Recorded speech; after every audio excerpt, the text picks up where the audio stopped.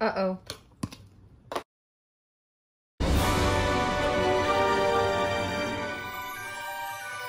Hey everyone, welcome back to my channel. So today is a video that I have been really eager to make ever since I heard about these coming out. So recently Zilla has decided to make some acrylic enclosures which are specifically marketed towards us tarantula people.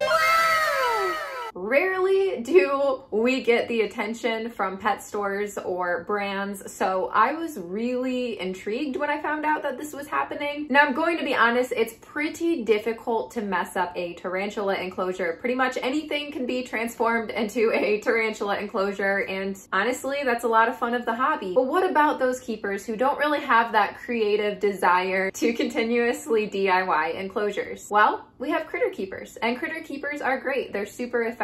They come in various sizes. They're inexpensive. Although they're not made just for tarantulas, they definitely are in the market, and they do a really great job of enabling us.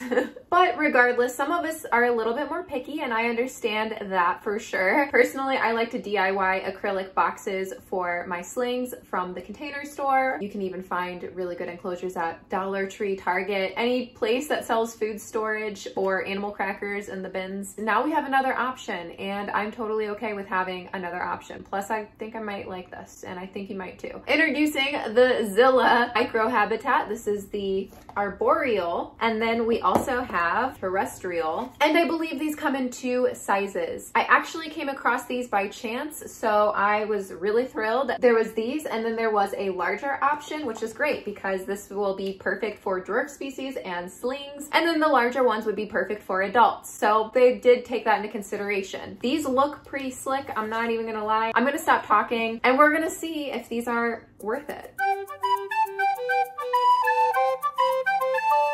Alright, so here are both of the habitats, and as you see, I've actually picked a couple tarantulas to be among some of the first to try these out. For the terrestrial enclosure, we have my Toledocatl Shodori, and for the arboreal, we have my Carabina versicolor. As you see on the box, they've actually shown tarantulas. Is this sand? Please don't be sand, it looks like sand. Right here, it just kind of explains clear acrylic, so it is acrylic, provides views from all sides, solid base to retain moisture and substrate, locking latch for added security, unique stackable design. They're listening to us. Stackability is a huge factor in picking a tarantula enclosure because we all have like 50 tarantulas. I really think they did their research, so I actually have really high hopes. So let's go ahead and start with the terrestrial one. Now, I think if I'm able to assemble this, then anybody can, because I am not really good at puzzles. I'm not good at handiwork. I'm just not good at those kind of things. So if I can do this, then that means you can too. This is very intimidating. These have to be protected. Yeah, okay. So it looks like it's easy. There's only 4 figures, I think. Oh, it says you can find it on YouTube. But we're not gonna do that because you're here for this.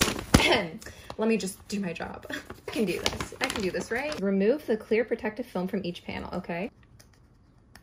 All right, I'll be right back. Now that we've removed the clear protective film from each panel, we can go to figure 2. Attach the front, back, and 2 side walls to the base using the silicone bands as shown. Okay, I get that you guys are trying to condense this down to make people like me less intimidated, but this is like 4...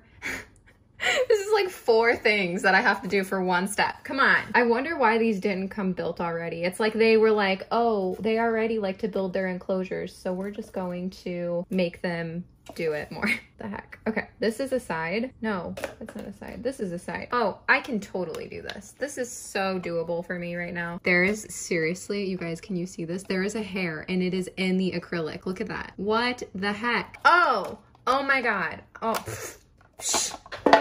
Oh my God. What? Cat, come on. This is the top, right? All right, it's coming along. So this one said something about the front being, there's that hair again. Call me Bob the Builder. What is this? This is the locking, right? Why do I have all these extra rubber bands? Snap the security locking handle into the front wall. So I'm guessing that's this. This is like so hard. Okay, wow, I was really dramatic. That was super easy. Then it says, add the remaining silicone bands. There will be spares. I'm just being really dramatic. I actually really like it so far. It's kind of fun too. All right, I'm not gonna lie, I was very curious about how it would be secure, considering you don't want like an old world tarantula escaping, but it does seem secure. This is how it locks. Oh, and then you just like put it in like that. Okay. So once you have it assembled and everything, it actually looks really cool. Seems pretty sturdy, especially for being held together by rubber bands, but it looks really nice. And I love this cross ventilation. I feel like somebody from Zillow was listening, maybe even watching some of our channels. I'm pretty impressed, I'm not gonna lie. We're gonna rehouse my little cuddle Chidori over here, who's for some reason starting to burrow. Like, you're building a new burrow right before we rehouse you, okay. Before we do the rehousings, I wanna assemble our boreal one and see if it's any different. Yeah, this is definitely different. All right, so here's your base. This one has 6 instructions, okay. Remove the clear plastic protective. Step 2, attach the front, back, and 2 side walls to the base using silicone bands as shown. Okay, like I said, Zillow, this is like 5 steps, but. So this is the side, and I really like their cross ventilation placement on this. One little minor snooty critique would be to, if they put this cross ventilation also down here, that would be really beneficial. Right?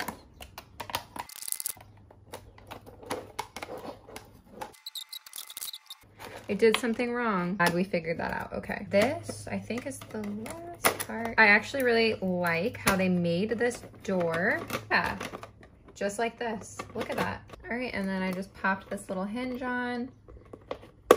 And there it is. This is really cool. I'm impressed, but let's see what these two think of them. So first we are going to rehouse my Carabina Versicolor Jungle Mix substrate. And then I have this piece of cork that I took from my Avicularia avicularia. I'm hoping this will fit. Cool, so this fits perfect now. A little bit of leaf litter, some moss. And then we are going to reuse this water dish. I love this water dish. So I feel like it's gonna be a little bit of a challenge to poke this out, but see, I actually glued this plant in, so I can't really just like take it out. There you go. There we go. Yay. Oh, that went really well. And then just lift and close it. Twist. A little iffy, but I mean, it works. You just lock it like that.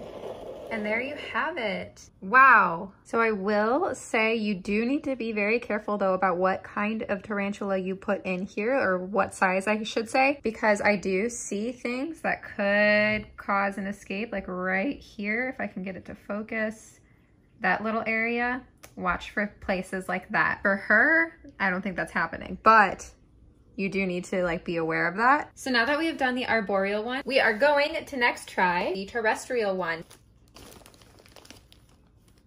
So with these terrestrial ones, I think a really good measure for substrate is right below these vents. We are going to put some of this really cool moss in here as well. I'm loving how this is coming together with the moss over it. I like it. Man, I wish I had a cool rock to put in here right now. I actually ordered some rocks. I ordered those like crack your own geodes because, well, first of all, I love rocks, but second of all, I think it'll look really cool in some of my enclosures. So this is nice. This is really nice. So we actually have a butt right here. There we are. I'm gonna plan for a runner at this point. No.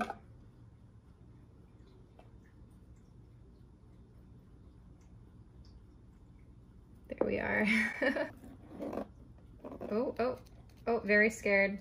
Uh-oh.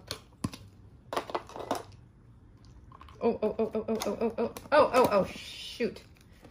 Stay.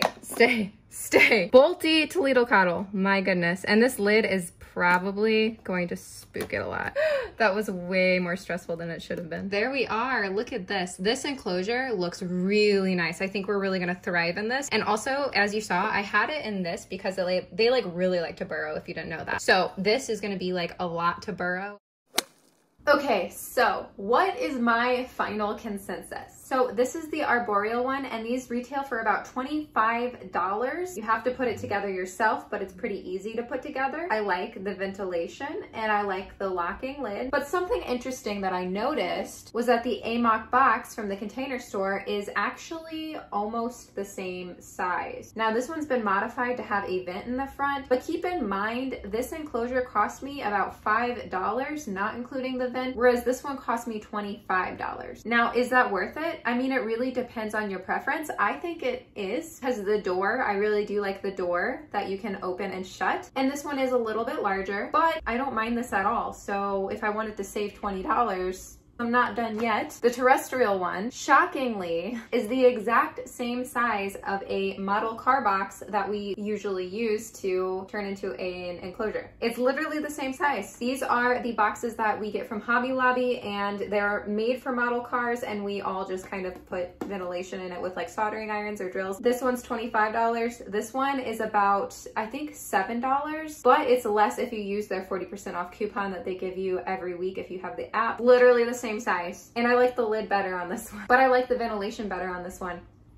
$7, $25, $7, $25. They're both literally exactly the same size. Wild. Again, it's almost as if Zilla is watching what we're doing and what we like.